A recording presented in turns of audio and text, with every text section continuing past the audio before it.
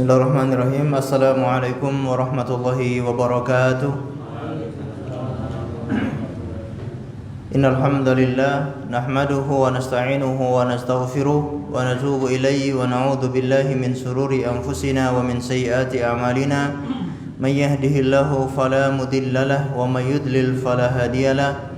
Wa asyhadu an la ilaha illallah wahdahu la syarikalah wa asyhadu anna Muhammadan abduhu wa rasuluh la nabiyya wa la rasula ba'dah.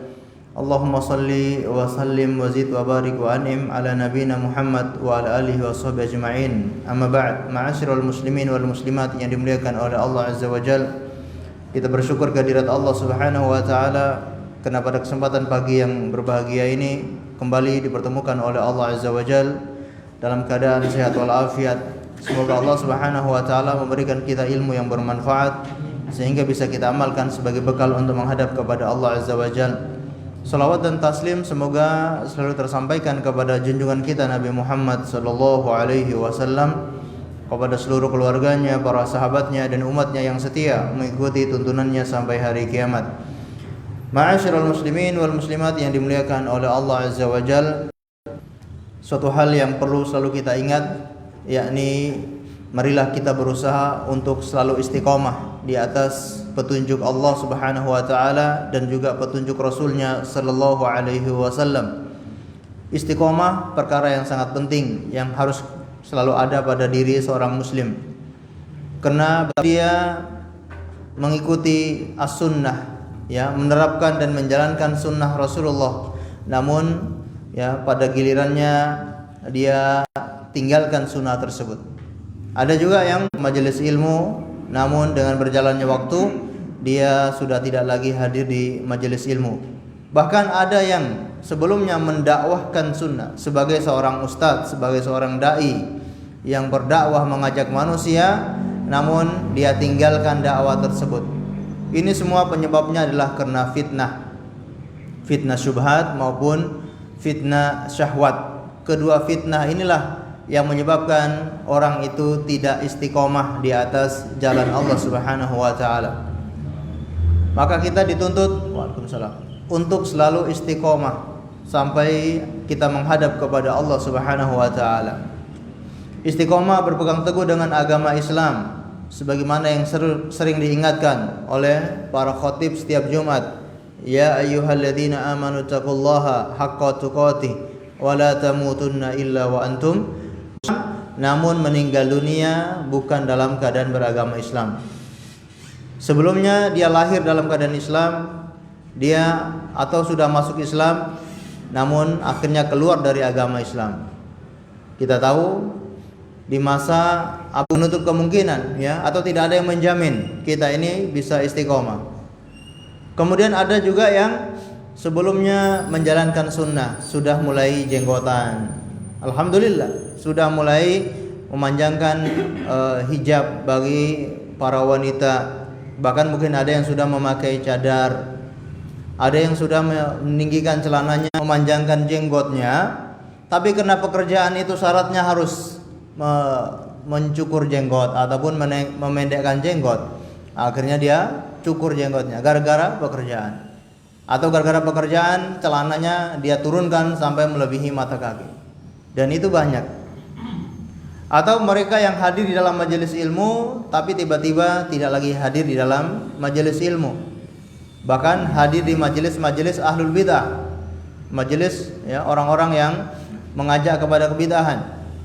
Padahal sebelumnya dia rajin menghadiri kajian sunnah, kajian ilmu. Atau bahkan orang yang awalnya dakwah sunnah, dia belajar sunnah, kemudian dia mendakwakan sunnah, tapi ujung-ujungnya ternyata maka perlu kita selalu istiqomah. Nah, bagaimana caranya untuk istiqomah? Seperti ini caranya: selalu belajar, selalu menuntut ilmu, jangan pernah berhenti di dalam menuntut ilmu.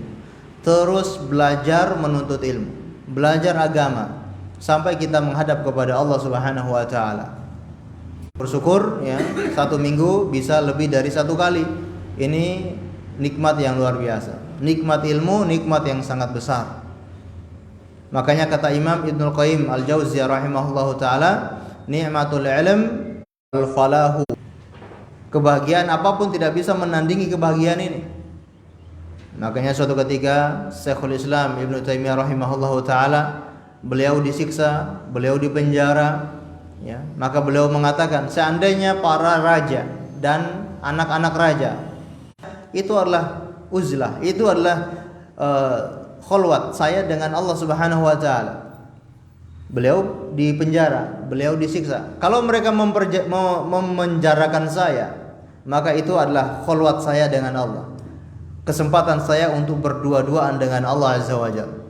Kalau mereka membuang saya ke tempat yang jauh, ini bagi saya adalah siyaha. Ini adalah tempat untuk pariwisata, untuk jalan-jalan. Jadi semuanya nikmat, karena nikmat sudah ada di dalam hatinya.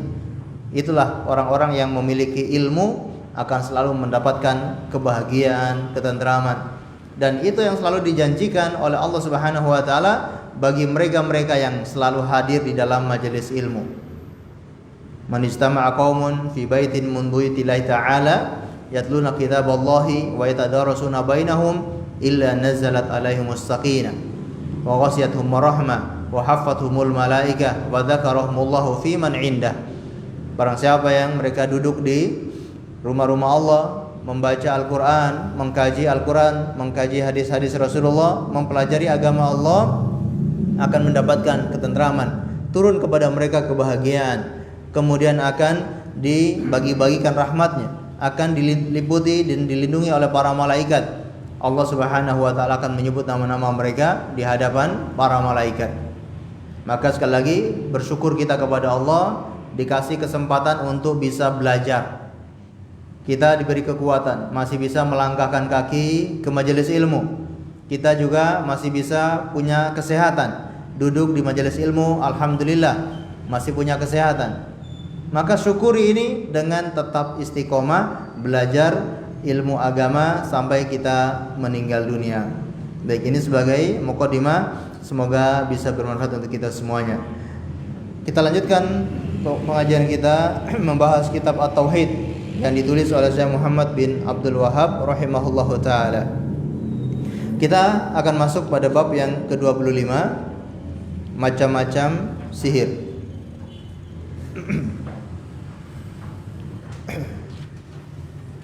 Macam-macam sihir, atau teks Arabnya bayanu syai'un minas sihir. Bab majaa bisyai'in bayanu syai'in minas sihir. Bab menjelaskan bagian-bagian dari sihir.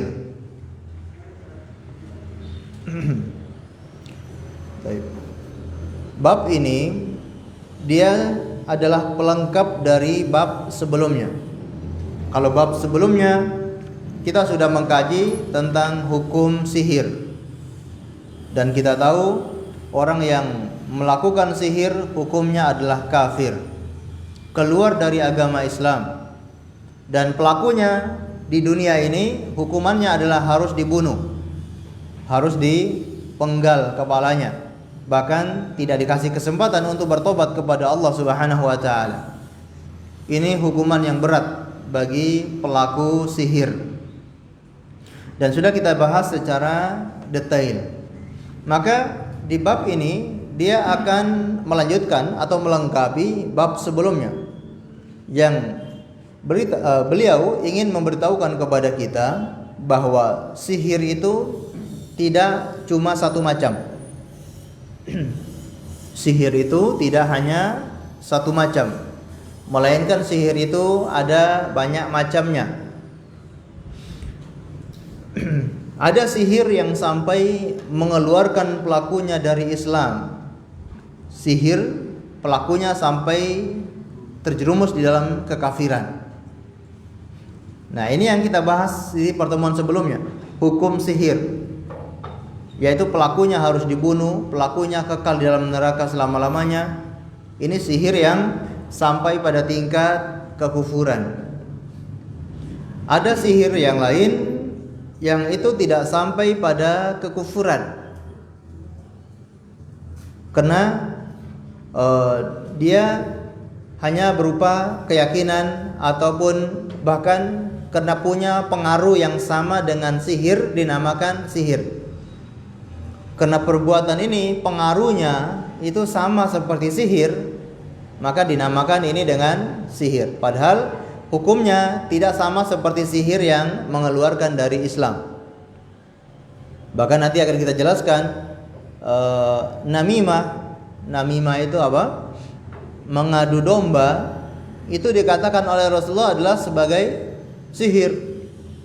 Nah, apakah orang yang namimah kemudian dia kekal di dalam neraka? Tentu tidak, ya. Nah, makanya di sini beliau membawakan macam-macam sihir agar bisa kita bedakan. Ada sihir yang tingkatannya sampai kufur, ada sihir yang tidak sampai kufur. Baik, mungkin mari kita bacakan penjelasan dari beliau. Minta tolong ada yang membacakan. Bab 25 macam-macam sihir. Imam Ahmad meriwayatkan telah ditunturkan kepada kami oleh Muhammad bin Ja'far dari Auf, dari Hayyan bin Al-A'la, dari Khattab bin Qabisah, dari bapaknya yaitu Qabisah, bahwa ia telah mendengar Nabi Sallallahu Alaihi Wasallam bersabda, Innal iyamata waqaf wa diyarata minal jibti. Sesungguhnya iyafah, qor dan diarah adalah termasuk jib. Auf tafsiri hadis ini dengan mengatakan iyafah meramal nasib dengan menerbangkan burung, dan qor meramal nasib dengan membuat garis di atas tanah. Adapun jib tafsirnya menurut Al-Hasan ialah suara setan. Hadis ini tersebut isnadnya jayyid dan diriwayatkan pula oleh Abu Dawud, An-Nasa'i dan Ibnu Hibban dalam sahihnya dengan hanya menyebutkan lafaz hadis dari Qabisah tanpa menyebutkan tafsirnya. Baik, barakallahu fiik. Dalil yang pertama yang dibawakan oleh beliau adalah sebuah hadis dari Imam Ahmad Ibn Hanbal. Beliau meriwayatkan di dalam kitabnya Musnad Imam Ahmad. Telah dituturkan kepada kami oleh Muhammad bin Ja'far dari Auf. Oleh Muhammad bin Ja'far dari Auf, dari Hayyan bin Al-Ala, dari Qattan bin Qabisah, dari bapaknya, dari Qattan bin Qabisah, dari bapaknya bernama Qabisah, bahwa ia telah mendengar Nabi Sallallahu Alaihi Wasallam bersabda. Jadi Qabisah ini seorang sahabat Nabi Sallallahu Alaihi Wasallam yang mulia, sahabat Qabisah bin Mufarik al-Basri, ya. Qabisah bin Mufarik al-Basri. Beliau pernah mendengar Nabi Sallallahu Alaihi Wasallam bersabda, Innal iyafata wat tarqa wat tiyarata minal jibti. Sesungguhnya al-iyafata wat tarqa dan juga tarq, wat tiyara dan juga tiara adalah termasuk jibit. Baik. Al-iyafata ini Auf menafsirkan hadis ini dengan mengatakan iyafah adalah meramal nasib dengan menerbangkan burung. Al-iyafah, Auf, siapa Auf di sini? Masih ingat Auf itu siapa? Si perawi hadis ini, ya, beriwayatkan kepada kami oleh Muhammad bin Ja'far dari Auf, dari Hayyan. Nah, Auf ini setelah beliau meriwayatkan hadis ini, beliau sekaligus menafsirkan makna daripada hadis tersebut. Auf menafsirkan hadis ini dengan mengatakan iyafah yaitu meramal nasib dengan menerbangkan burung. Iyafah kalau dari segi bahasa orang-orang Arab menamakan iyafah itu adalah mencegah dari keburukan. ya, mencegah dari keburukan, itu dinamakan iyafah secara bahasa. Sedangkan secara istilah, iyafah itu adalah mereka mengundi nasib dengan menerbangkan burung. Takut ya, keburukan menimpa kepada mereka, atau takut mereka terjatuh pada keburukan, maka mereka mengundi nasib menggunakan burung atau dengan menerbangkan burung. Baik. Kemudian at-tarq yaitu meramal nasib dengan membuat garis di atas tanah. Meramal nasib dengan membuat garis di atas tanah. Contohnya bagaimana? Ya, dia pengen berjalan atau pengen safar atau pengen mengadakan sebuah acara besar, maka dia garis-garis di atas tanah dengan garis-garis yang banyak dan tidak dikasih tahu jumlahnya, tidak dihitung jumlahnya. Jadi dia garis-garis sebanyak mungkin, kemudian dia hapus ya. Misalkan hapus satu jadi, hapus satu lagi nggak jadi, nggak jadi. Begitu sampai di ujung, ternyata kalau jadi akan dilakukan, tapi kalau nggak jadi dilakukan. Nah, ini meramal dengan menggaris-garis di atas tanah. Sebagian ulama juga mengatakan at-tarq ini maknanya adalah dengan menghitung-hitung kerikil. Kumpulkan kerikil ya. Nah, nyari kerikil bukan buat lempar jumroh, tapi kerikil ini setelah terkumpul mereka hitung ya. Ambil satu jadi, satu nggak jadi, satu jadi, satu nggak jadi, sampai terakhir apa hasilnya. Kalau jadi berarti mereka jadi lakukan, kalau tidak jadi, tidak jadi lakukan. Ya. Atau dulu kalau teman-teman itu kalau ujian dulu masih pilihan ganda, hitung kancing A, B, C, D. Ya. Ketemunya di mana? Ternyata pas dikoreksi salah semua. Nah ini tarq ya, meramal dengan membuat garis di atas tanah. Adapun jibt tafsirannya menurut Al-Hasan yakni Hasan Al-Basri. Ketika disebutkan Hasan Al-Hasan secara mutlak dalam kitab-kitab hadis atau riwayat-riwayat hadis, itu maksudnya Hasan Al-Basri. Imam diriwayatkan dari Hasan ya. Nah, siapa Hasan itu? Pasti maksudnya lah Hasan Al-Basri. Nah, ini kaidah dalam periwayatan hadis. Menurut Hasan Al-Basri rahimahullah adalah suara setan. Al-jibti itu suara setan. Hadis tersebut isnadnya jayyid dan diriwayatkan pula oleh Abu Dawud dan An-Nasa'i dari Ibnu Hibban dalam sahihnya dengan hanya menyebutkan lafaz hadis dari Qais bin Qabisah tanpa menyebutkan tafsirnya. Baik, kita pernah membahas makna al-jib atau al-jibti atau al-jibtu. Kita pernah membahas makna al-jibtu. Masih ingat sebelumnya? Makna al-jibit. Kalau tidak salah dulu di bab 23. Ya. Dalam sebuah ayat Allah berfirman, "Alam tara ilal ladzina utu nasiban minal kitabi yu'minuna bil jibti."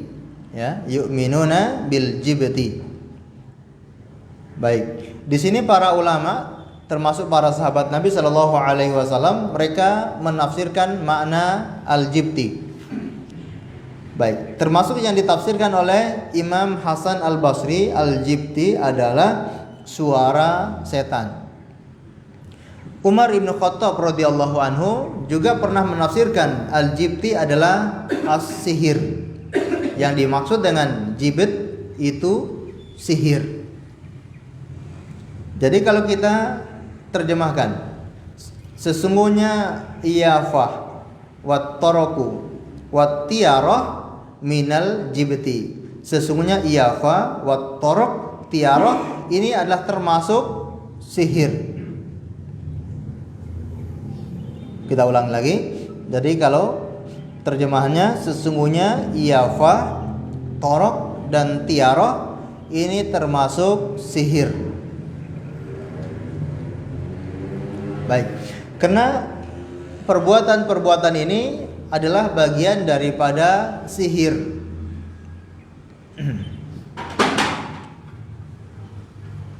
Kenapa? Di antaranya adalah sebabnya itu tidak diketahui. Sebagaimana sihir, kita tidak mengetahui apa sebabnya. Ma khufiya sababuhu. Itu definisi sihir yang mungkin pernah kita pelajari. Apa-apa yang sebabnya itu tersembunyi, tidak ketahuan, tiba-tiba sakit, tiba-tiba dia menderita, atau tiba-tiba dia meninggal dunia, bisa jadi itu karena terkena sihir. Nah, orang yang melakukan iyafah, mengundi nasib dengan burung, atau mengundi nasib dengan buat garis-garis di atas tanah, atau tiaroh, yaitu tatoyur, ini semua tidak diketahui sebabnya. Kenapa dia bisa menentukan pilihan jadi atau tidak jadi hanya gara-gara jatuh hitungan terakhir itu pada kalimat jadi atau tidak jadi. Itu kan tidak ada sebabnya. Begitupun orang yang membuat garis-garis, satu dihapus jadi, tidak jadi, dihapus tidak jadi, akhirnya ketemu tidak jadi. Dia menentukan tidak jadi, itu kan nggak ada sebabnya. Harusnya kan kenapa tidak jadi? Orang itu pikir dengan logika, dengan pikiran yang waras, kenapa dia itu tidak jadi melakukan acara ini? Oh, ini tanggal sekian ini sedang terjadi banyak kegiatan. Ya, orang-orang belum libur kalau tanggal sekian. Kalau kita ngadakan acara pernikahan di tanggal sekian, ini kasihan banyak yang tidak datang. Keluarga yang dari jauh juga nggak bisa hadir. Karena ini musim lagi musim musim hujan dan seterusnya. Akhirnya kita nggak jadi pada tanggal sekian, kita pindah ke tanggal yang lain. Kalau ini benar, karena sesuai dengan ada sebabnya.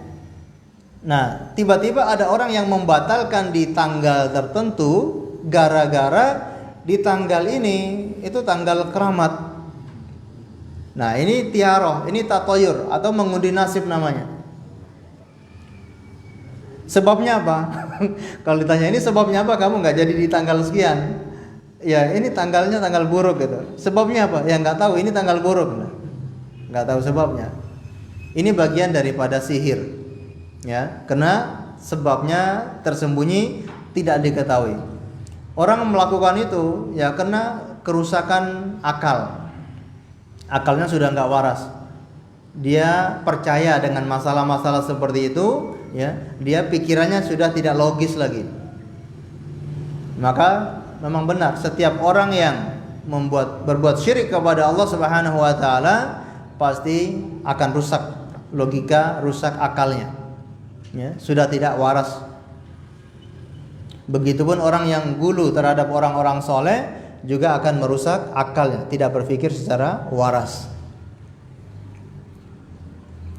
Taib. Tadi al-iyafah yaitu mengundi nasib dengan menerbangkan burung. Ya, kalau di zaman jahiliyah dahulu, orang-orang sebelum melakukan perjalanan mereka menerbangkan burung dengan punya keyakinan tertentu. Kalau burungnya terbang ke kanan dia jadi pergi, kalau burungnya terbang ke kiri dia tidak jadi pergi. Begitu diterbangkan, burungnya terbang ke belakang. Berarti dia terbangkan ulang gitu. Ya. Jadi punya burung-burung peliharaan ya, seperti burung-burung merpati dan yang lainnya gitu ya. Dan mereka yakini ya, itu bisa mendatangkan manfaat atau mencegah mudarat. Tiaroh ya, tiaroh juga tatoyur ya. Kalau iyafah menerbangkan burung itu lebih khusus pakai burung, sedangkan tiaroh itu lebih umum. Tiaroh itu artinya juga mengundi nasib. Apa saja? Mengundi nasib apakah dengan penanggalan, dengan waktu-waktu tertentu, atau dengan musim-musim tertentu, Ini juga dinamakan tiaroh atau tatoyur, atau mungkin dengan suara-suara tertentu. Ya, suara-suara tertentu, ketika mendengar suara ini mereka tidak jadi pergi. Kalau ada suara ini atau ada suara burung ini, berarti ini waktu-waktu yang sial. Jadi mereka tidak melakukan perjalanan pada hari tersebut gara-gara mendengar suara burung ini. Atau dari zaman dulu ada yang berkeyakinan kalau burung ini berbunyi itu akan ada orang yang meninggal dunia. Pernah dengar seperti itu ya? Kalau burung ini berbunyi nanti ada orang meninggal dunia. Kalau ada ayam yang berkokok setelah maghrib, ya setelah maghrib ayam sudah berkokok, itu tandanya ada perawan yang lari ke rumah laki-laki. Perawan yang lari ke rumah laki-laki. Atau kalau ada burung ini berbunyi, anaknya yang dari jauh akan pulang kampung. Dan macam-macam ya, keyakinan orang-orang di zaman dahulu, atau mungkin sampai sekarang orang masih meyakini seperti ini. Ini semua termasuk adalah sihir. Walaupun hukumnya tidak sebagaimana sihir orang yang sihir dengan bantuan setan, namun ini bisa jadi wasilah yang akan mengantarkan dia dalam perkara-perkara sihir. Minal jibti, termasuk daripada sihir ya. Di sini Imam Hasan Al-Basri menafsirkan al-jibti adalah suara setan. Ya, karena orang yang berbuat sihir itu bantuan apa? Setan. Dibisikkan oleh syaitan ya. Jadi syaitan suara, yaitu membisikkan sesuatu kepada dukun-dukun, tukang-tukang sihir ini. Dan yang dibisikkan oleh syaitan pasti perkara-perkara yang buruk, bukan perkara-perkara yang baik. Kalau kita lihat dalam Al-Quran surat Al-Isra ayat yang ke-64, Allah Subhanahu wa taala berfirman, wastafziz man istata'ta minhum bisautika wa ajlib alaihim bi khailika wa rajlika wasyarikhum fil amwali wal auladi wa'idhum wa ma ya'iduhumus syaitanu illa gurura. Wastafziz man istata'ta minhum, maka bisiklah mereka ya yang kamu mampu, siapapun dari manusia yang kamu mampu lakukan, bisiki mereka dengan sautika, dengan suara kamu.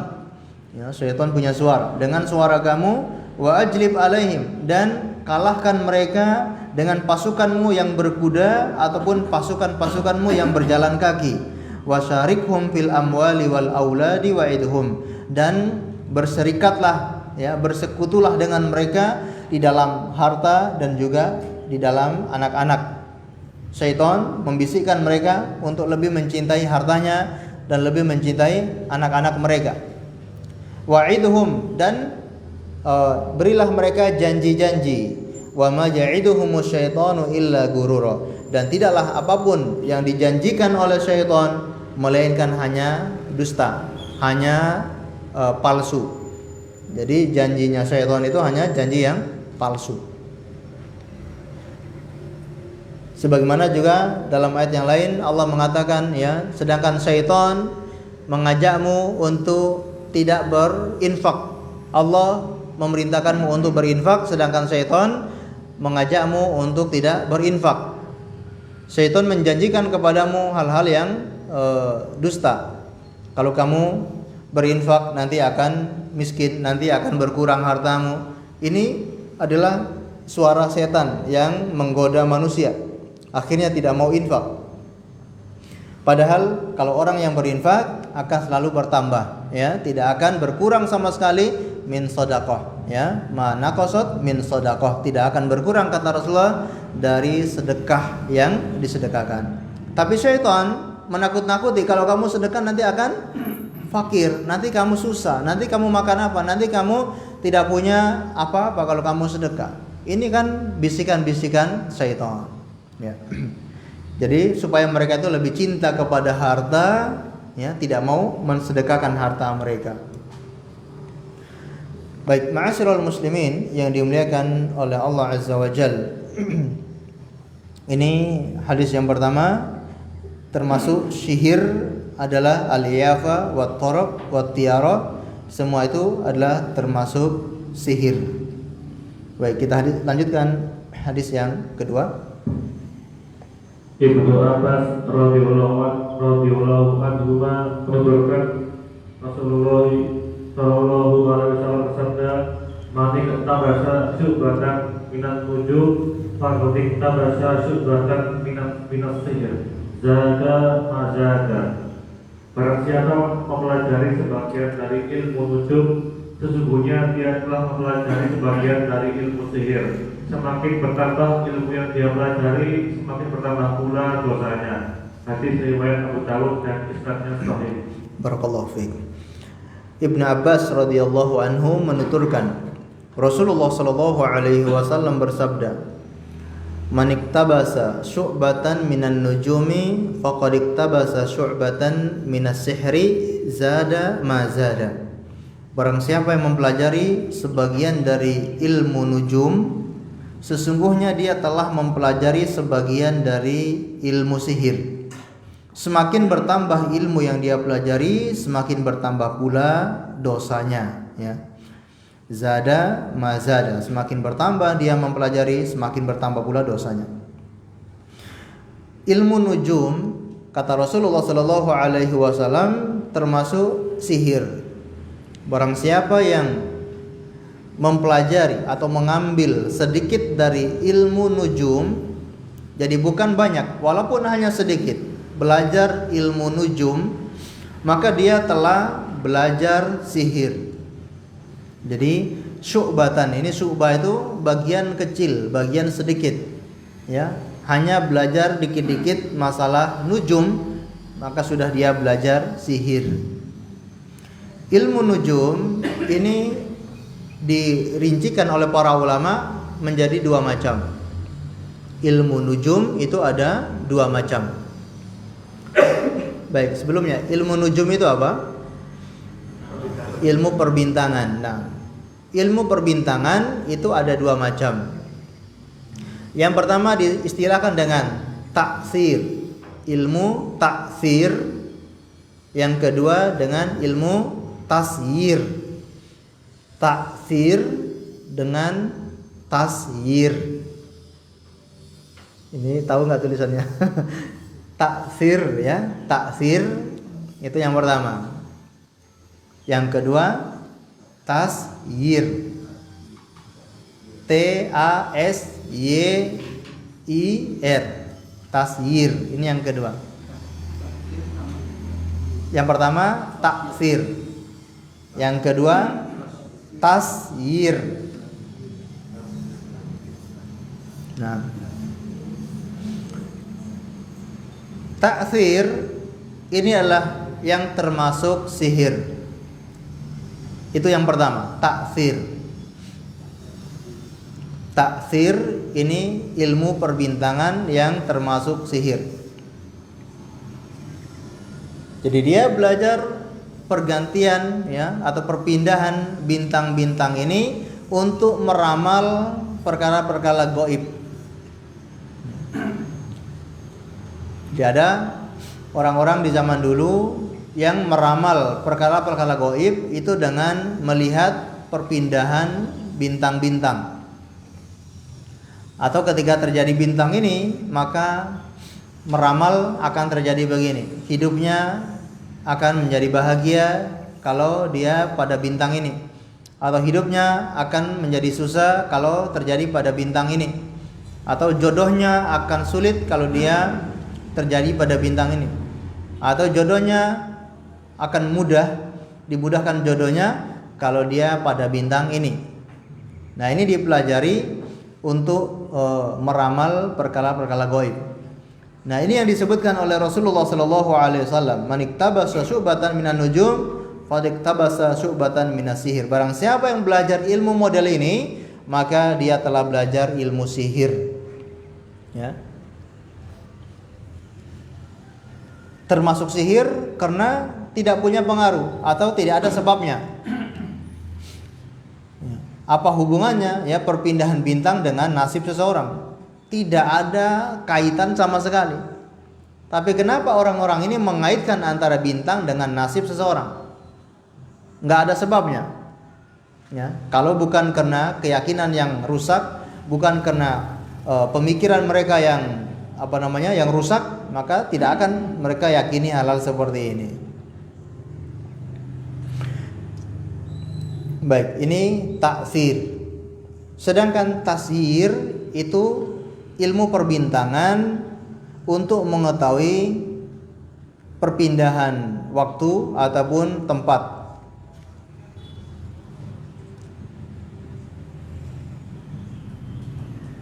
Nah, inilah yang dibolehkan dalam agama Islam.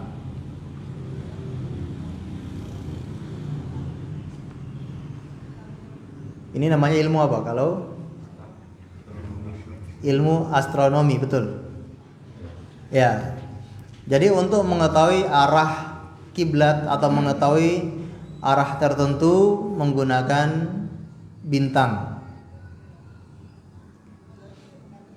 Sebagaimana dituturkan oleh Imam Qatadah.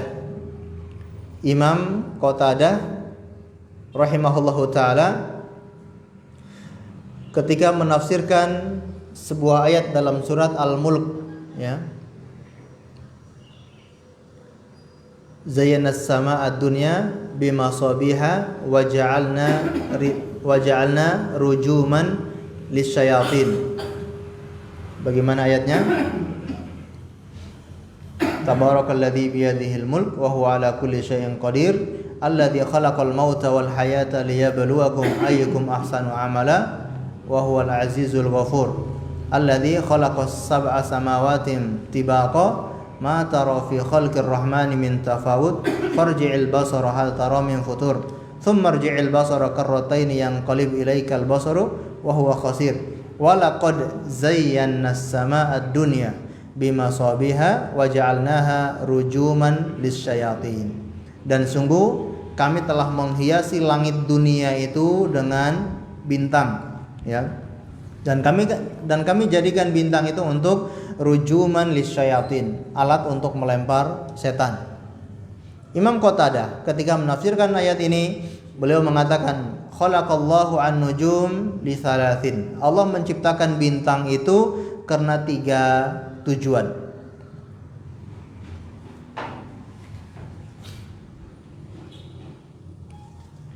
Zinatun lis sama, untuk hiasan bagi langit. Hiasan bagi langit.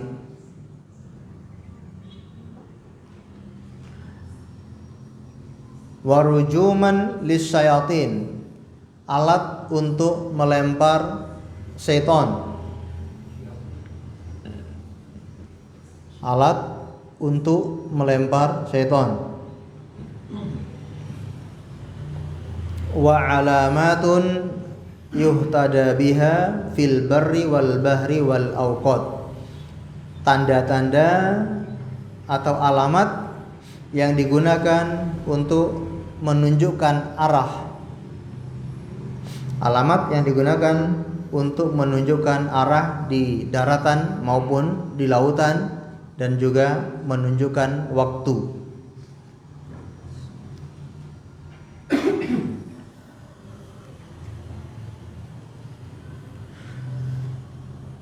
Baik, ini fungsi diciptakannya bintang. Nah, kalau ada orang yang menggunakan bintang-bintang ini untuk selain daripada 3 perkara ini, maka dia telah jatuh dalam perkara sihir. Mempelajari ilmu bintang untuk sihir.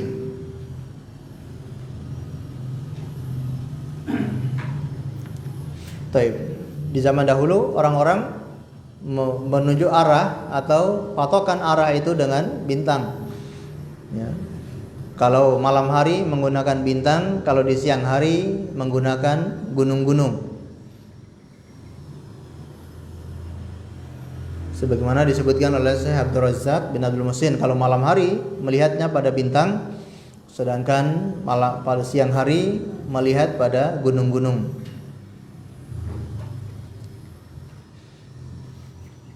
Terutama mereka yang berjalan di padang pasir, ya, bisa melihat gunung-gunung. Tapi kalau orang yang ada di tengah laut nggak kelihatan, ya, bahkan pulau pun nggak kelihatan.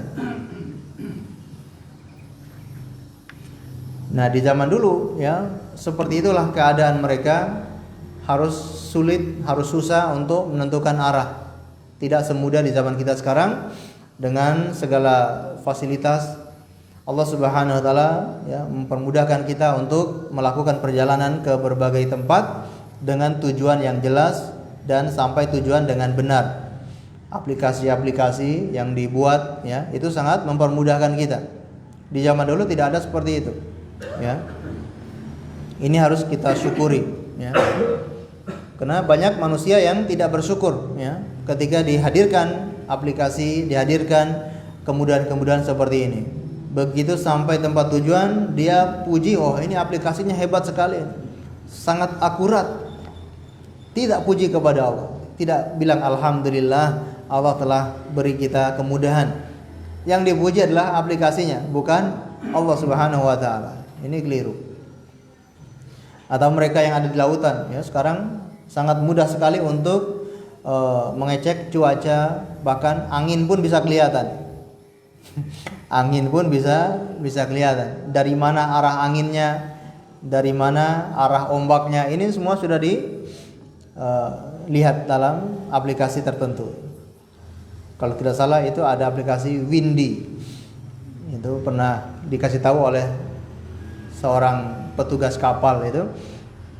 Biasanya mereka menggunakan aplikasi namanya Windy untuk mengecek tingkat cuaca, ombak, arah angin dan seterusnya, ya. Sehingga sangat mudah untuk mereka melakukan pelayaran. Kalau di zaman dulu, apalagi pelayarannya menggunakan layar, ya, menggunakan layar. Layar itu apa ya? Ya layar, ya, bukan layar kaca. Layar tiang. Nah, begitu ketiup angin, putus, udah diombang-ambing di tengah laut, bahkan bisa mendarat di pulau yang mereka nggak kenal. Perjalanan bisa 1 bulan gitu, ya. Masya Allah. Alhamdulillah sekarang sangat mudah. Maka banyak-banyak kita memuji Allah Subhanahu wa taala.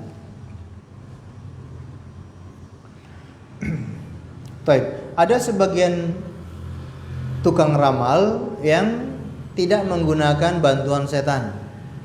Tukang ramal ini biasanya menggunakan hitungan perbintangan. Ya, tetap mereka juga dinamakan dengan tukang sihir, walaupun tidak menggunakan bantuan setan. Karena dia telah meramal perkara-perkara gaib. Perkara gaib itu yang tahu hanya Allah Subhanahu wa taala. Nah, ada orang yang meramal perkara gaib di masa yang akan datang, maka dia termasuk orang yang melakukan sihir, mengaku mengetahui ilmu gaib, dan ini tidak boleh. Mengenai ilmu gaib, ini dirincikan juga oleh para ulama, ada 3 macam ilmu gaib. Ilmu gaib yang pertama, gaib mutlak. Ilmu gaib mutlak, yaitu tidak ada satu makhluk pun yang tahu kecuali Allah Subhanahu wa taala. Tidak ada satu makhluk pun yang tahu kecuali Allah Subhanahu wa taala.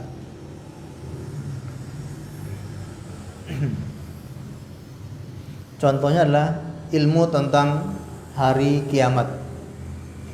Ilmu tentang hari kiamat.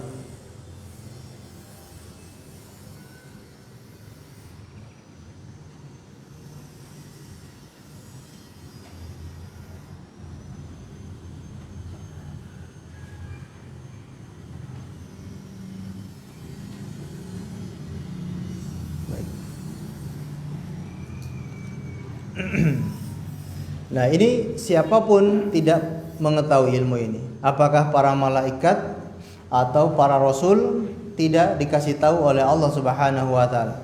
wa ilmuha indallah, dan yang mengetahuinya hanyalah Allah Subhanahu wa taala. Baik, yang kedua, ilmu gaib yang mutlak namun diberitahukan kepada sebagian makhluknya.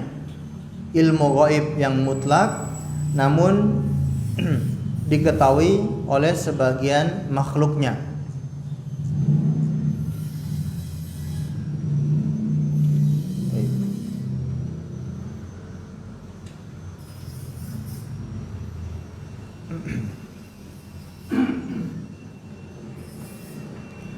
Seperti ilmu akan turun hujan, ya, atau kejadian di masa yang akan datang,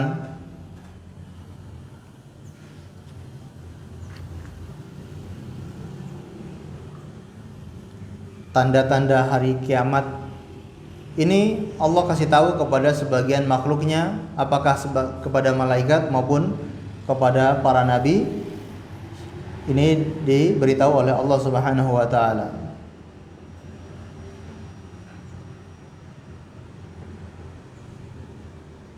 Sedangkan yang ketiga namanya ghaib nisbi. Ghaib nisbi. Nisbi. Bagi sebagian ghaib, bagi sebagian tidak ghaib. Bagi sebagian ghaib, bagi sebagian tidak ghaib.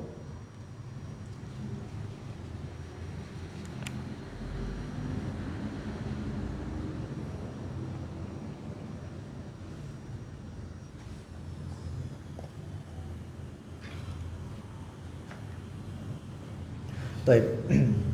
Tentang alam barzakh. Alam barzakh, ilmu gaib atau bukan?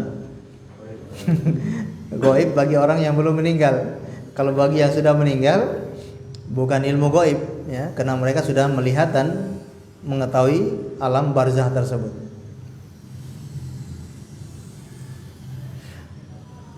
Bagi orang yang hidup di dunia, ya, dengan anak yang masih dalam rahim ibunya, ya. Bagi anak yang dalam rahim, meskipun dia sudah hidup di rahim ibunya, bagi alam dunia bagi dia itu masih gaib. Alam dunia bagi dia itu masih gaib. Sedangkan kita yang hidup di alam dunia ini bukan perkara yang gaib. Bagi orang yang hidup di zaman dahulu, ya, terjadi suatu peristiwa, bagi mereka itu tidak gaib. Tapi bagi generasi yang datang belakangan itu perkara yang gaib. Peristiwa di masa Rasulullah sallallahu alaihi wasallam atau Nabi Muhammad sallallahu alaihi wasallam itu termasuk perkara gaib bagi kita yang datang belakangan. Mengimani Nabi Muhammad itu termasuk mengimani perkara gaib. Karena kita belum pernah melihat Nabi Muhammad bagi kita. Tapi bagi para sahabat yang hidup di zaman beliau itu bukan perkara gaib, karena mereka bisa melihat Rasulullah sallallahu alaihi wasallam. Nah, ini disebut dengan gaib nisbi.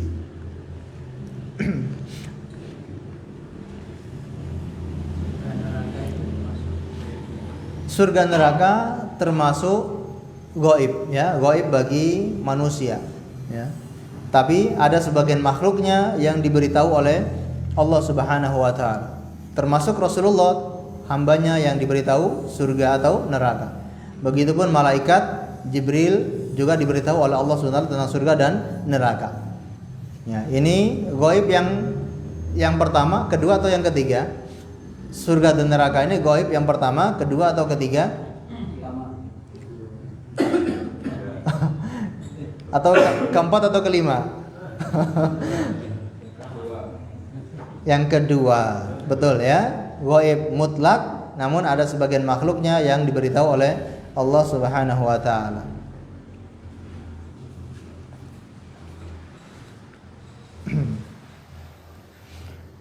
Baik, kita lanjutkan hadis berikutnya. An-Nasa'i meriwayatkan hadis dari Abu Hurairah radhiyallahu anhu, Rasulullah sallallahu alaihi wasallam bersabda, "Man abada muqaddatan summa nafakha fiha faqad sahara wa man sahara faqad asyrak, wa man ta'allaqa syai'an ukila ilaihi. Barang siapa yang membuat suatu bulan lalu meniup padanya sebagaimana yang dilakukan tukang sihir, maka dia telah melakukan sihir. Dan barang siapa yang melakukan sihir, maka dia telah berbuat syirik. Dan barang siapa menggantungkan sesuatu benda jimat, maka dia diserahkan kepadanya, tidak mendapat pertolongan Allah. Barakallahu fiik. An-Nasa'i meriwayatkan hadis dari Abu Hurairah radhiyallahu anhu, Rasulullah sallallahu alaihi wasallam bersabda, "Man 'aqada 'uqdatan thumma nafatha fiha faqad sahara." Barang siapa yang membuat suatu buhul, apakah dia mengikat di sebuah benda, mengikat-ngikat ya, atau dia mengambil sebuah buhul, kemudian nafatha fiha, dia meniup pada buhul tersebut, faqad sahara, dia telah melakukan sihir. Wa man sahara faqad asyraka, barang siapa yang berbuat sihir maka dia telah berbuat syirik. Wa man ta'allaqa syai'an ukila ilaihi, barang siapa yang menggantungkan kepada sesuatu jimat dan selainnya, ukila ilaihi, dia akan dia akan bergantung dengan sesuatu tersebut. Baik. Ayat ini, hadis ini menjelaskan kepada kita termasuk sihir adalah jampi-jampi atau membaca kalimat-kalimat tertentu di buhul-buhul ya. Maka ini termasuk sihir. Sebagaimana Allah Subhanahu wa taala menerangkan tentang wanita-wanita tukang sihir yang meniup pada buhul-buhul dalam surat Al-Alaq ya. Qul a'udzu birabbil falaq min syarri ma khalaq wa min syarri ghasiqin idza waqab wa min syarri naffatsati fil 'uqad.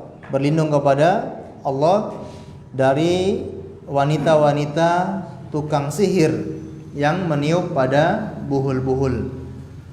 Ya. Baik. Ini yang biasanya atau yang sering dilakukan oleh tukang sihir. Biasanya kalau mereka ingin menyihir seseorang, ya, mereka akan membaca mantra-mantra atau jampi-jampi pada buhul-buhul tertentu. Karena dengan buhul itulah santetnya atau sihirnya itu akan bisa mengenai sasaran. Buhulnya biasanya mungkin dari foto orang tersebut, kemudian dicobloskan paku atau boneka, kemudian ya dijahitkan tangannya atau dijahitkan mulutnya ya. Naudzubillah, bahkan ada yang menjahit di dubur atau kubulnya dan dibacakan mantra-mantra. Akhirnya si pasangan ini mereka tidak bisa harmonis rumah tangganya. Atau foto kemudian ditusuk dengan paku, akhirnya orang ini menderita, sakitnya tidak jelas. Tentunya ini semua adalah karena sihir ya, dan banyak macamnya buhul-buhul seperti ini. Dan buhul-buhul ini diletakkan di tempat yang sangat tersembunyi, tidak diketahui oleh siapapun. Jadi kita kalau mau lepas dari sihir harus bisa menghancurkan buhul-buhul tersebut. Kalau buhul-buhul ini belum hancur, biasanya sihirnya juga akan sulit untuk bisa lepas. Jadi sangat berbahaya. Bahkan mereka mencari cor-coran gedung ya, cakar ayam, lalu meletakkan buhulnya di cakar ayam itu, kemudian dicor. Gimana kita bisa menemukan buhulnya kalau?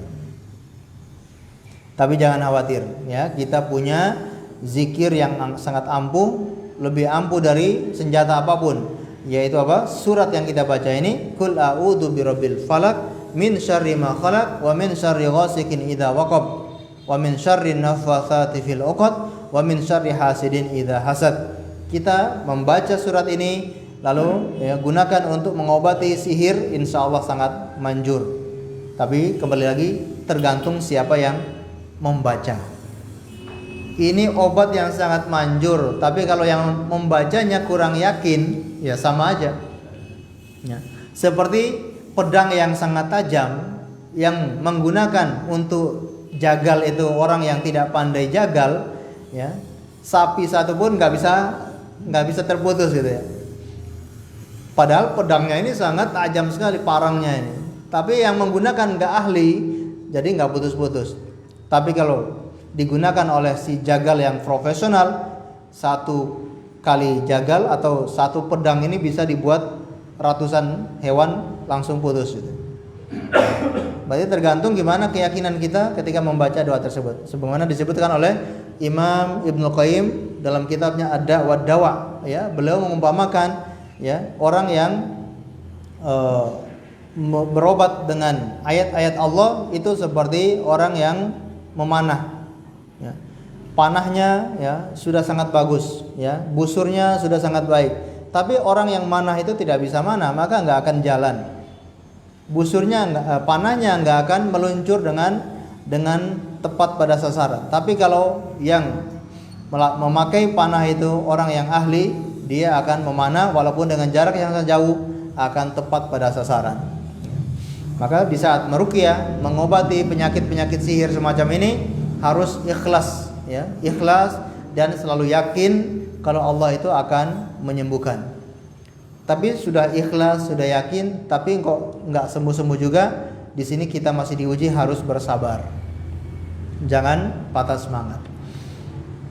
Baik, barang siapa yang meniup pada buhul-buhul, maka dia termasuk berbuat syirik. Dan berbuat sihir. Barang siapa yang melakukan sihir, dia telah berbuat syirik. Dan ini sudah pasti. Orang yang mau sihir pasti menyekutukan Allah Subhanahu wa taala. Tidak boleh tidak. Orang yang mau belajar ilmu hitam, belajar ilmu kanuragan, pertama kali yang harus dilakukan adalah menyekutukan Allah Subhanahu wa taala. Ini permintaan syaitan yang paling pertama kali. Pernah dikisahkan oleh Syekh Abdul Razak bin Abdul Muhsin, ya, beliau mendapatkan kisah dari orang yang langsung. Orang ini, ya, di negara Arab, dia punya tetangga. Tetangganya ini nggak ada kerjaan, hidupnya juga seperti itu. Ya, orangnya santai, tidak bekerja keras, tapi uangnya itu berlimpah, kekayaannya sangat banyak. Maka dia heran, ya, saya sudah hidup bertetangga dengan engkau, saya pengen seperti engkau juga, ya. Kerja nggak kerja, ya, tapi uangnya banyak. Maka dia tanyakan apa rahasianya. Dia pun menunjukkan caranya, ya. Datanglah ke pinggir sungai di saat matahari akan terbenam. Di saat matahari akan terbenam, pergilah engkau ke pinggir sungai ini. Lalu sebutlah nama setan ini, sebutlah nama ini, ya, beberapa kali. Nanti akan muncul sosok yang akan memberitahukan kepadamu sesuatu yang harus kamu lakukan. Dan ini harus dilakukan, tidak boleh tidak. Karena dia pun pengen kaya, akhirnya datang ke sungai tersebut di waktu yang telah ditentukan. Begitu dia menyebut nama-nama setan itu, akhirnya muncullah sosok dari sungai. Lalu dia memberitahukan, ya, kamu tidak boleh mengingkari apa yang saya katakan. Kamu harus lakukan setiap apa yang saya katakan. Dia pun karena pengen kaya bersedia. Pertama kali yang disuruh oleh syaitan adalah tinggalkan sholat 5 waktu. Belum yang lain-lain, pertama kali yang disuruh oleh syaitan, kamu harus tinggalkan sholat 5 waktu. Kata dia, alhamdulillah dia ini orang yang sangat menjaga sholat. Dari kecil sudah terbiasa sholat, ya. Bahkan belum terfikir di benaknya dia itu meninggalkan sholat. Itu belum terfikir, karena dari kecil sudah dibiasakan sholat 5 waktu. Lalu dia pun kaget, lalu dia mengatakan, bagaimana mungkin dari kecil saya nggak pernah meninggalkan sholat, tiba-tiba saya akan meninggalkan sholat. Jadi sosok ini, ya, mengeluarkan suara karena marah dengan suara yang sangat keras, lalu menghilang. Ya, begitu dia sampai ke temannya, dia beritahu, ya, temannya pun sangat murka kepada orang ini. Jadi ini gambaran bagaimana orang yang pengen bekerja sama dengan syaitan, melakukan ilmu sihir, perdukunan dan sejenisnya, pertama kali yang diperintahkan harus berbuat syirik kepada Allah, meninggalkan kewajiban-kewajiban dalam agama Islam. Apakah menghina Islam, menghina Al-Quran, menghina ayat-ayat Allah, itu pertama kali yang diperintahkan. Semakin dia tingkat kekufurannya semakin besar, maka semakin besar pula ilmu sihir yang dia miliki. Ya. Sampai seperti itu ya. Kemudian man ta'allaqa syai'an wukila ilai. Barang siapa yang menggantungkan sesuatu, dia akan bergantung pada sesuatu tersebut. Bergantung dengan jimat, maka dia akan bergantung pada sesuatu itu. Ya, dia tidak akan melakukan sesuatu kecuali dengan menggunakan jimat tersebut. Tidak akan pergi ke tempat yang jauh kecuali dengan membawa jimat itu. Karena sudah bergantung dengan perkara tersebut. Kalau kita bergantung sama Allah Subhanahu wa taala, maka kemanapun akan tentram, kemanapun akan aman. Karena tawakalnya itu hanya kepada Allah Subhanahu wa taala. Makanya orang-orang yang punya penyakit penyakit trauma, ya. Ada orang-orang yang punya penyakit trauma dengan melihat benda tertentu, atau trauma dengan ketinggian, ya, trauma dengan ketinggian, ya.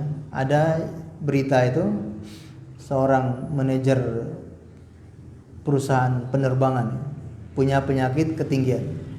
Selama hidupnya nggak pernah naik pesawat. Ini manajer penerbangan, ya, pesawat di luar negeri. Tapi selama hidupnya nggak pernah naik pesawat gara-gara takut ketinggian. Sampai seperti itu, ya. Orang punya trauma ketinggian, punya trauma ini dan itu. Ya, trauma ini harus diobati.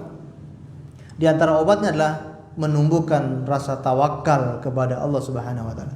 Orang yang trauma itu bisa jadi karena kurangnya dia bertawakal kepada Allah. Begitu naik ke tempat yang tinggi, trauma karena kurang tawakal kepada Allah. Nah, kalau menumbuhkan rasa tawakal kepada Allah, insya Allah itu akan bisa hilang. Baik, kita lanjutkan hadis berikutnya. Dari Ibnu Mas'ud radhiyallahu anhu bahwa Rasulullah sallallahu alaihi wasallam bersabda, "Ala hal tunabbi'ukum mal adhu yad at-tamimatu al-qalatu bainan nas." Maukah aku beritahu apakah ad itu ialah perbuatan mengadu domba, yaitu banyak membicarakan keburukan dan menghasut di antara orang-orang. Hadis riwayat Muslim. Lanjutnya. Dan Ibnu Umar radhiyallahu anhu menuturkan bahwa Rasulullah sallallahu alaihi wasallam bersabda, "Inna minal bayani la sihra." Sesungguhnya di antara susunan kata yang indah terdapat apa yang disebut sihir. Hadis riwayat Al-Bukhari dan Muslim. Nah, barakallahu fiik. Dari Ibnu Mas'ud radhiyallahu anhu bahwa Rasulullah sallallahu alaihi wasallam bersabda, "Ala hal unabbiukum mal'ab." Ya, mal'ab hiyal namimatu alqalahu bainan nas. Ya, alqalatu bainan nas.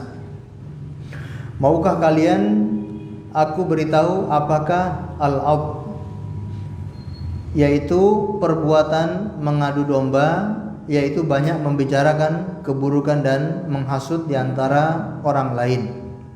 Ini al-ab termasuk sihir, ya, yang mana beliau membawakan ini dalam bab macam-macam sihir. Syekh Muhammad bin Abdul Wahab membawakan dalil ini dalam macam-macam sihir. Karena al-ab itu, namimah itu lebih dahsyat daripada sihir. Karena memiliki pengaruh yang besar terhadap orang lain. Kita tahu sihir itu punya pengaruh. Nah, namimah itu juga punya pengaruh. Kesamaannya dari dua sisi. Yang pertama, tersembunyi, rahasia. Namimah itu orang yang mengadu domba itu rahasia. Dia mengadu domba di belakang orang yang dia tuju tersebut. Kedua orang ini diadu sama dia dan keduanya saling-saling tidak mengetahui, sama-sama tidak mengetahui. Yang kedua, yaitu dari sisi pengaruh dari mengadu domba itu. Kalau sihir punya pengaruh, mengadu domba juga punya pengaruh. Orang bisa saling bunuh-membunuh gara-gara diadu domba. Orang bisa bercerai suami dan istri gara-gara diadu domba. Ini sangat berbahaya. Makanya ada seorang ulama yang bernama Yahya bin Abi Katsir. Yahya bin Abi Katsir, beliau pernah mengatakan, yufsidu fin namami fis sa'ah ma la yufsidu as-sihir fis sana. Yaitu namimah bisa merusak seseorang dalam 1 jam yang tidak bisa dirusak oleh sihir dalam 1 tahun. Namimah itu bisa merusak seseorang dalam 1 jam yang tidak bisa dirusak oleh sihir kecuali 1 tahun. Berarti mana yang lebih ampuh ini? Namimah sangat ampuh gitu ya. Karena kalimat yang diucapkan ya sedikit ataupun kalimat yang sangat singkat itu bisa membuat bahkan bukan hanya 1 orang 2 orang, 1 suku 2 suku langsung hancur, atau 1 negara dengan 1 negara hancur ya, atau negara dengan pemerintahnya, rakyat dengan pemerintahnya saling bunuh-membunuh gara-gara adu domba tersebut. Bahkan rakyatnya bisa sesaat langsung demo gara-gara ada yang menghasut ya untuk memberontak kepada penguasa, kepada pemerintahnya. Ini bahayanya mengadu domba. Makanya ya tidak akan masuk surga orang yang sering mengadu domba ya.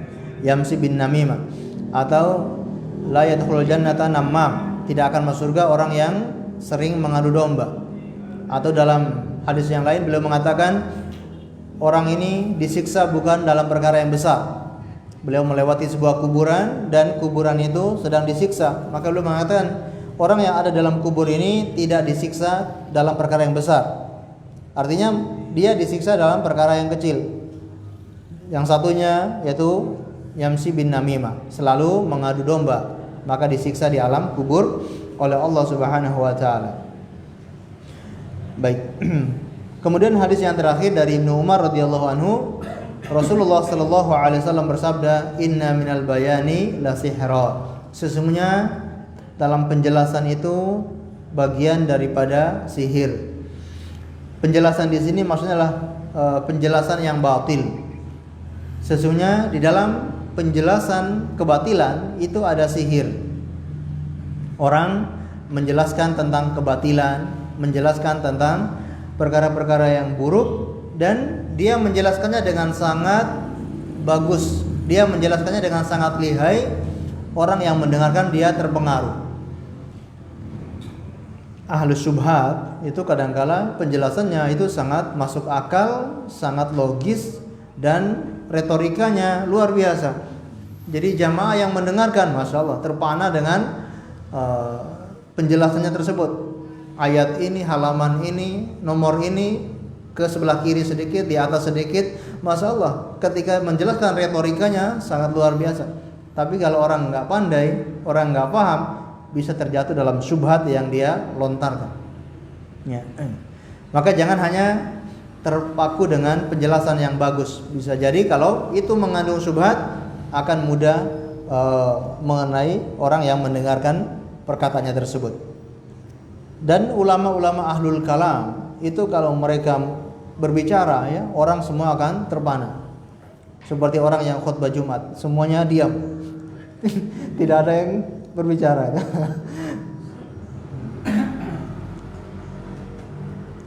Ya, jadi mereka pandai berretorika, menjelaskan suatu perkara, namun kalau tidak hati-hati termasuk itu perkara yang buruk, ya, perkara yang batil, sehingga kita tidak mengetahuinya. Allahu a'lam bishawab. Ini yang bisa kita pelajari pada kesempatan hari ini, yaitu macam-macam sihir. Ya. Ada sihir yang mengantarkan pada kekufuran, ada sihir yang tidak sampai pada kekufuran. Ya, tapi itu semua bagian daripada sihir yang harus dijauhi oleh setiap muslim. Dan seperti ini harus selalu kita ajarkan kepada keluarga kita dan masyarakat supaya mereka paham ya apa saja bagian daripada sihir. Banyak anak-anak muda yang masih percaya ya ramalan-ramalan bintang. Itu banyak yang ternyata masih yakin. Ya, kamu apa bintangnya? Oh, saya bintangnya Leo. Oh, saya bintangnya Aquarius. Saya bintangnya apa? Aqua galon. Scorpio ya, macam-macam ya. Masih banyak anak-anak muda yang masih percaya seperti itu. Ya, berarti kan kurang paham ilmu agama. Allahu a'lam bishawab. Atau praktek sihir itu juga masih banyak di masyarakat. Bahkan orang yang datang minta disihir itu juga banyak. Datang ke dukun untuk menyihir orang yang menjadi lawan dia. Ya, itu juga sangat banyak. Dia sakit hati dengan orang lain dan tidak bisa membalas, akhirnya datang ke dukun. Atau dia tidak bisa memiliki laki-laki tersebut dan laki-laki itu menikah dengan perempuan lain, perempuan ini datang ke dukun untuk memisahkan mereka atau membuat hubungan mereka ini sengsara. Dan banyak ya, yang terjadi seperti itu. Allahu a'lam bishawab. Baik, waktu yang tersisa kita gunakan untuk tanya jawab. Kalau ada yang tanyakan kami persilakan.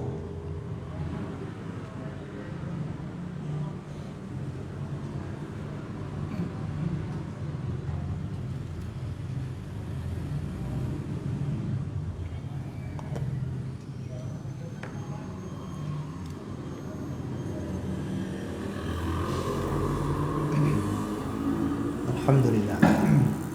Ada? Silakan. Assalamualaikum warahmatullahi wabarakatuh. Waalaikumsalam warahmatullahi wabarakatuh. Bahwa sihir ini mempengaruhi orang berpegang pada apa yang disampaikan. Ini mohon arahan karena perbedaannya kalau seperti menyampaikan ilmu itu kan harus bisa membuat meyakinkan orang supaya dia bisa istiqomah yang disampaikan, bisa tadi berpegang teguh pada apa yang diajarkan.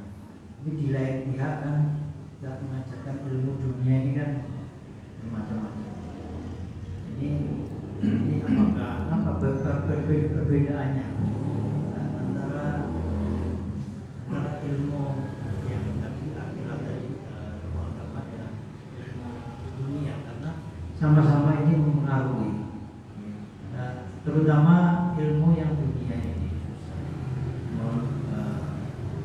Ciri-ciri ini tadi sampaikan ada ceramah yang menyatakan bahwa Al-Quran surat ini, ayat ini sebelah kanan, yang ini sebelah bawah, kiri kanan, atau kiri bawah, atas ini yang mungkin apakah itu termasuk juga sihir?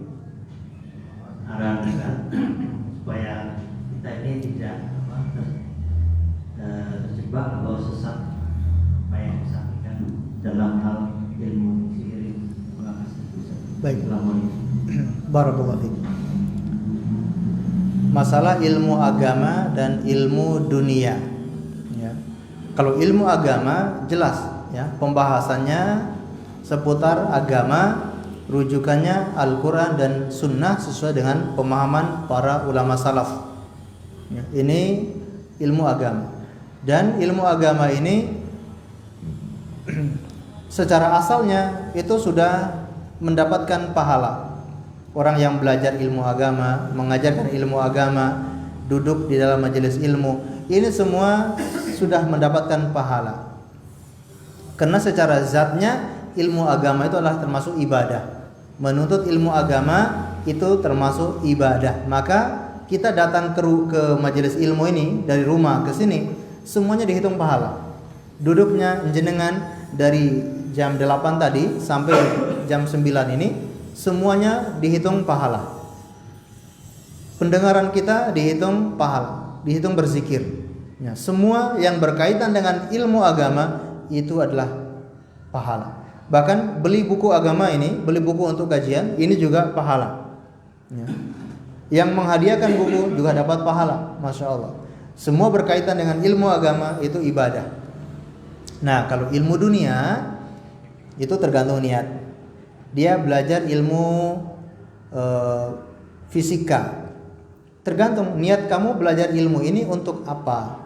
Oh, saya belajar ilmu ini supaya Islam itu tidak terbelakang, agar Islam itu punya orang-orang yang paham ilmu fisika, bisa menciptakan teknologi yang bermanfaat untuk kaum muslimin, baru dihitung ibadah. Saya belajar ilmu kedokteran, asalnya itu tidak ibadah. Tapi kalau dia niatkan, kenapa kamu belajar ilmu kedokteran? Karena saya pengen menyelamatkan atau pengen membantu kaum muslimin yang sakit. Nah, dia belajar sekarang sudah dapat pahala karena dari awal dia sudah niatkan ilmu kedokteran ini untuk bermanfaat untuk kaum muslimin.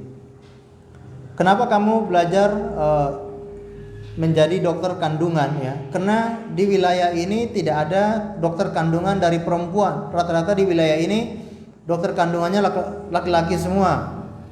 Kan kasihan ibu-ibu yang mau periksa, yang mau melahirkan, yang menangani laki-laki. Padahal ini urusan kewanitaan. Jadi dia harus ngambil dokter kandungan. Ada seorang perempuan ngambil dokter kandungan, niatnya pengen membantu ibu-ibu melahirkan. Pahala. Jadi setiap dia kerjakan semuanya pahala karena niatnya untuk ibadah. Tapi kalau ilmu agama dari awal dia belajar semuanya sudah dihitung pahala. Itu ya. Kemudian tadi ada seorang yang menjelaskan ya, Al-Quran ayat ini letaknya di sini ya, sebelah kiri atau sebelah kanan. Apakah bagian daripada sihir? Nah, ini bagian daripada sihir karena bisa bisa menyihir orang yang mendengarkan. Ini retorika ya, ini dinamakan retorika. Dia punya retorika yang bisa menyihir para audiens. Bisa dinamakan dengan sihir, tapi sihir yang bukan sihir yang kufur, ya, sihir yang dari segi bahasa. Nah, kita jelaskan orang yang retorikanya bagus, yaitu dengan menjelaskan Al-Quran ini dengan ayat begini, kemudian sebelah ini kan retorika untuk memancing perhatian orang. Yang perlu kita perhatikan adalah jangan sampai terkena syubhat orang yang menjelaskan tersebut. Mungkin penjelasannya sangat bagus, sangat detail masalah ayat, tapi pemahaman tentang ayat itu jangan sampai keliru.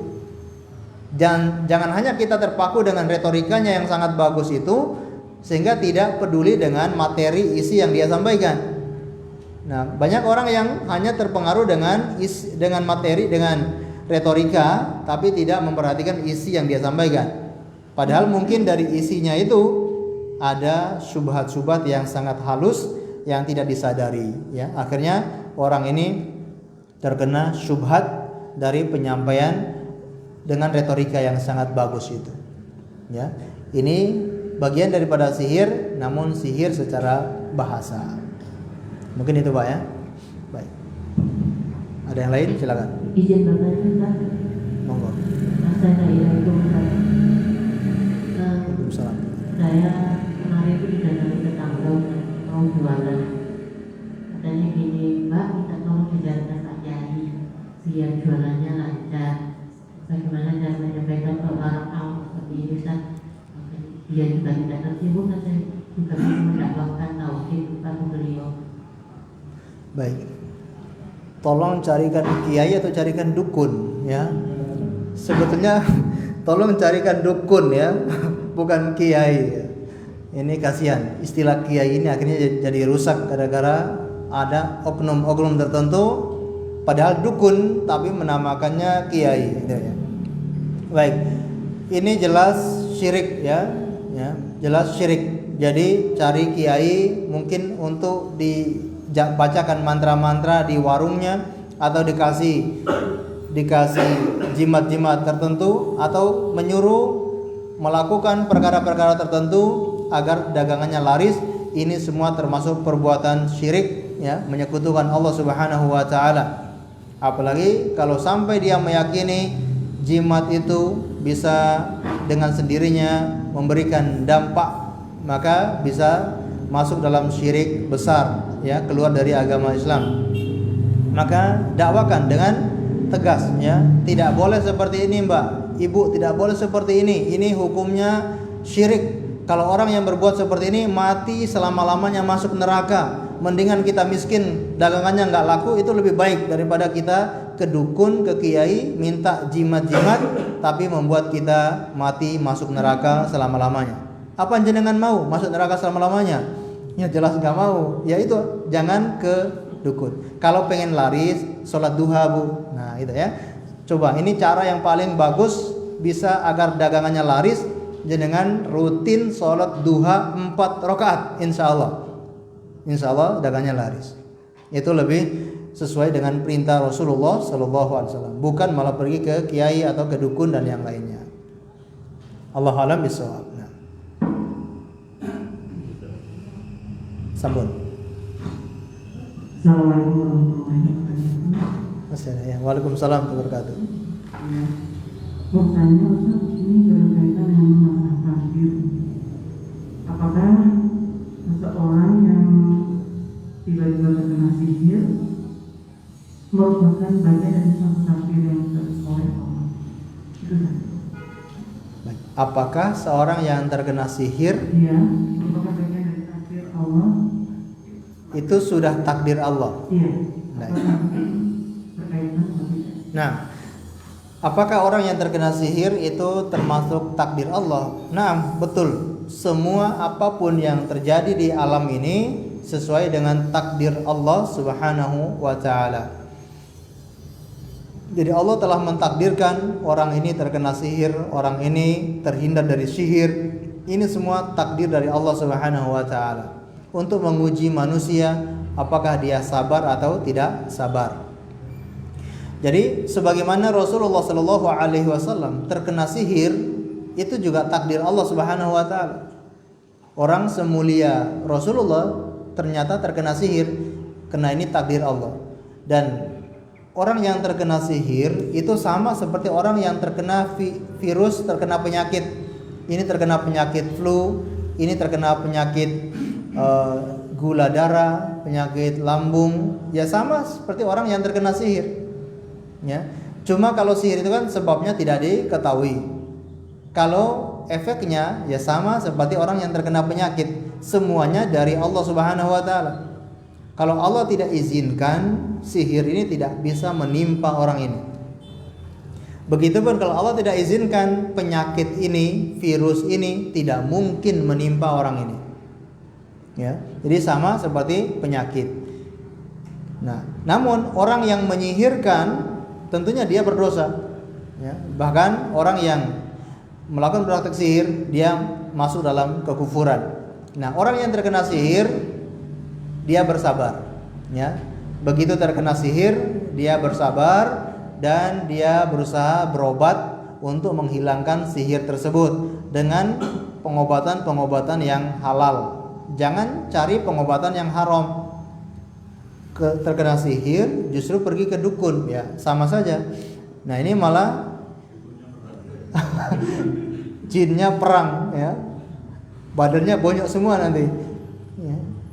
Datang ke dukun ini dimasukkan jin lagi, jinnya saling perang di dalam tubuhnya, dia badannya pegel-pegel gara-gara jinnya saling perang di dalam tubuhnya gitu. Nah jadi sama seperti orang yang terkena penyakit. Ya, dia terkena sihir, mencari pengobatan yang halal, pengobatan yang disyariatkan dengan meruqyah. Ya, setelah itu dia harus bersabar. Sebagaimana orang yang terkena penyakit, dia pergi berusaha berobat ke dokter ke mana dengan cara-cara yang halal. Setelah itu dia juga bersabar kalau memang belum sembuh-sembuh juga. Ya, jadi seperti itu. Semua sudah menjadi takdir Allah Subhanahu Wa Taala. Dan Allah sudah jelaskan, ya. Tidak ada menimpa siapapun sihir itu illa biiznihi, kecuali dengan izin dari Allah. Kalau Allah tidak izinkan nggak mungkin terkena, ya. Namun kita jangan coba-coba menantang. Wahai dukun, coba sihir saya. Nah, jangan seperti itu. Ini malah keliru gitu ya. Kita berusaha untuk menghindar dari yang buruk-buruk, ya. Seperti kita nggak boleh menantang penyakit, ya. Datang ke tempat-tempat yang penyakit. Ada orang yang punya penyakit menular, tapi kita sembarangan untuk berinteraksi dengan orang yang punya penyakit menular ini. Memang yang bisa menularkan itu hanya Allah, tapi kita jangan menjerumuskan diri ke perkara-perkara seperti itu. Allahu a'lam bishawab. Monggo Pak, silakan.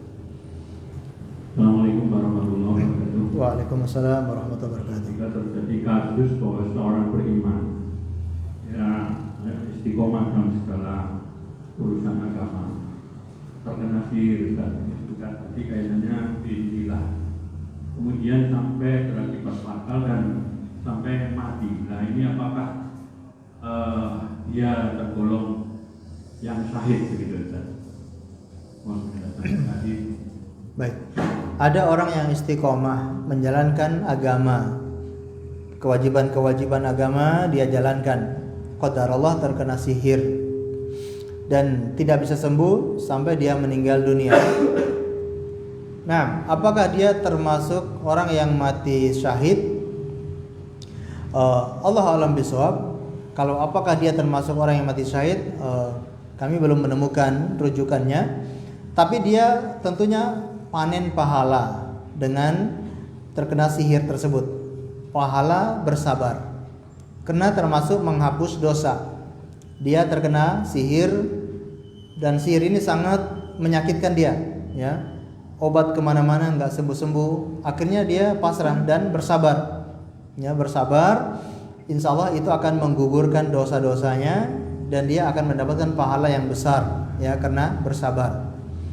Suatu ketika kata sahabat Abdullah bin Abbas, ya, beliau pernah mengatakan kepada murid-muridnya, maukah kalian aku tunjukkan wanita penghuni surga, wanita yang hitam, gelap, tapi ini kata Rasulullah wanita penghuni surga, yaitu seorang wanita yang punya penyakit ayan. Ya. Di sini para ulama mengatakan dia termasuk wanita yang terkena sihir, ya. Bukan hanya punya penyakit ayan, tapi dia ini wanita yang terkena sihir. Kadang-kadang sihirnya kambuh, dia kerasukan dan tidak sadarkan diri. Datang kepada Rasulullah minta didoakan agar sembuh. Kata Rasulullah, in sobirti walakil jannah, jika engkau sabar maka balasanmu surga, atau kalau kamu mau akan aku doakan kepadamu dan kamu sembuh. Dia mengatakan saya lebih memilih bersabar, ya. Gak apa-apa saya terkena sihir, gak apa-apa saya terkena penyakit, yang penting saya masuk surga. Lalu dia mengatakan, namun doakan saya agar jangan tersingkap aurat saya, karena ketika kerasukan itu saya tidak sadarkan diri, takut auratnya terbuka. Rasulullah pun mendoakan agar auratnya tidak terbuka ketika terkena penyakit tersebut. Nah, jadi balasannya besar orang yang bersabar dari penyakit sihir tersebut. Namun dia juga terus berusaha untuk berobat. Nah, orang yang menyihirkan dia telah berbuat zalim, ya. Maka nanti pada hari kiamat dia bertanggung jawab di hadapan Allah Subhanahu wa taala. Bahkan dia melakukan kekufuran karena minta bantuan kepada dukun, kepada jin dan seterusnya. Nanti akan kita bahas, ya, tentang masalah dukun dan sejenisnya. Nah, Allahu a'lam bishawab. Ada yang lain atau sudah? Fadal. Assalamualaikum Ustaz. Waalaikumsalam. Isu pertama tanya, yang pertama mungkin bisa dijelaskan Ustaz definisi yang benar tentang murji'ah. Karena apakah benar orang-orang yang tidak mau mengkafirkan orang yang berbuat kekufuran itu disebut dengan murji'ah, dan orang-orang yang menganggap bahwa sekarang itu orang bodoh tidak bisa dikafirkan, apakah itu juga disebut dengan murji'ah? Itu yang pertama. Yang kedua, apa yang dimaksud dengan menghukumi secara zahir, Ustaz? Apakah kita menghukumi secara zahir itu kita menghukumi perbuatannya atau menghukumi pelakunya, Ustaz? Yang kedua itu. Yang ketiga,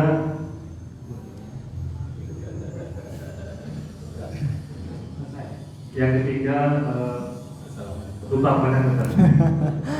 Baik. Nah, apa itu murji'ah? Ya. Murji'ah itu dalam masalah keimanan, mereka yang mengatakan iman itu hanya cukup meyakini atau mempercayai Tuhan kita adalah Allah selesai. Tidak beramal soleh, tidak berbuat apapun, itu tidak mempengaruhi keimanan. Orang yang sudah meyakini Tuhannya adalah Allah Subhanahu wa Ta'ala, cukup nggak beramal soleh ataupun dia mau melakukan dosa-dosa besar, itu imannya nggak pengaruh apa-apa. Jadi bagi mereka, iman itu tidak berpengaruh dengan amalan seseorang. Dia mau berbuat dosa sebesar apapun, imannya ya tetap ada. Ya. Nah, ini kata Murji'ah. Atau dia mau melakukan amalan soleh apapun, imannya ya tetap seperti itu, tidak berkurang dan tidak bertambah. Ahlus Sunnah wal Jamaah meyakini iman itu bisa bertambah dan bisa berkurang. Bertambah dengan ketaatan, berkurang dengan kemaksiatan. Bahkan kalau berkurang bisa-bisa sampai hilang iman itu. Kalau yang kekufuran atau kesyirikan yang dia lakukan, iman itu bisa-bisa hilang dari diri seseorang. Ya. Nah, Murji'ah tidak. Fir'aun itu termasuk orang yang beriman. Iblis itu termasuk orang yang beriman. Karena percaya adanya Allah. Fir'aun juga percaya adanya Allah. Imannya Jibril dengan imannya Fir'aun sama. Nah, itu bagi orang-orang Murji'ah. Ya. Baik. Kemudian pertanyaan yang kedua, atau Murji'ah ini kebalikan daripada Khawarij. Kalau Khawarij, mereka mengatakan orang yang melakukan dosa-dosa besar langsung otomatis keluar dari Islam. Ada orang yang berzina keluar dari Islam. Ada orang yang minum khamar keluar dari Islam. Ini kebalikan daripada Murji'ah. Kemudian pertanyaan kedua, menghukumi secara zahir. Apakah menghukumi perbuatannya atau menghukumi pelakunya? Ya, menghukumi dua-duanya. Ya, menghukumi perbuatannya juga menghukumi pelakunya. Orang yang melakukan perbuatan ini maka dia telah kafir. Orang yang berbuat syirik misalkan, dia telah kafir, ya, karena melakukan perbuatan kekufuran. Baik, orangnya dihukumi oleh orang yang punya wewenang untuk menghukumi. Siapa? Pemerintah, ya. Pemerintah mengadili si orang yang berbuat syirik ini. Orang yang berbuat syirik dipanggil oleh pemerintah. Kamu ke sini, kami mendengar berita kalau engkau telah berbuat syirik atau berbuat praktek perdukunan. Baik, mereka yang menghukumi secara zahir orang ini ternyata benar, harus penggal kepala orang ini. Nah, tapi kalau kita secara individu, kalau kita ini bukan pemerintah, ya kita menghukumi orang itu zahirnya yaitu amalannya. Kita ini yang bukan pemerintah menghukumi orang dengan zahir itu amalannya. Sedangkan pemerintah amalannya dan juga orangnya yang dihukumi. Karena yang punya wewenang untuk menentukan itu adalah pemerintah, wali hakim, ya, yang dia bisa menentukan orang ini murtad atau tidak murtad, itu adalah pemerintah. Nah, dan mereka yang punya wewenang untuk eksekusi. Walaupun di sana, ya, sebagian ulama, ya, berpendapat boleh menghukum secara zahir tapi sifatnya hanya fatwa. Boleh menghukumi secara zahir tapi sifatnya hanya berfatwa. Jadi tidak eksekusi. Kalau pemerintah berfatwa, eksekusi. Kalau ulama, dia hanya sifatnya berfatwa. Contoh, ada ulama yang mengatakan si fulan keluar dari Islam. Boleh, tapi itu sifatnya fatwa untuk dijauhi, ya, jangan diikuti orang tersebut. Bukan sifatnya eksekusi. Ya, ini harus diperhatikan. Jangan sampai orang salah paham. Berarti kita semua boleh mengkafirkan orang, ya. Orang ini telah kafir gara-gara ulama ini juga telah mengkafirkan orang ini secara individu. Ya, kalau secara fatwa itu sebagian ulama menyatakan boleh, tapi kalau untuk eksekusi harus dilakukan oleh pemerintah. Ya. Ini harus diperhatikan, ya. Karena kalau salah paham bisa-bisa orang seenaknya untuk mengkafirkan orang lain, akhirnya dia berbuat anarkis dan sejenisnya. Orang-orang yang mengebom kaum muslimin, ya, gara-gara dari pemahaman ini. Berangkat dari pemahamannya boleh mengkafirkan orang secara individu, ujung-ujungnya akhirnya mengebom orang Islam. Ini sangat berbahaya. Bahkan menuduh kalau orang yang tidak mengkafirkan orang yang berbuat kekufuran dianggap murji'ah. Ya. Padahal tidak, ya. Kita menghukumi seseorang itu sesuai dengan zahirnya dan sesuai dengan kapasitas, ya. Kita sebagai apa menghukumi orang tersebut. Ya. Allahu a'lam bishawab. Nah. Ada yang lain atau sampun? Baik, kita akhiri dengan membaca doa kafaratul majlis. Subhanakallahumma bihamdika asyhadu an la ilaha illa anta astaghfiruka wa atubu ilaik. Wa sallallahu ala nabiyyina Muhammad wa ala alihi wasallam. Assalamualaikum warahmatullahi wabarakatuh.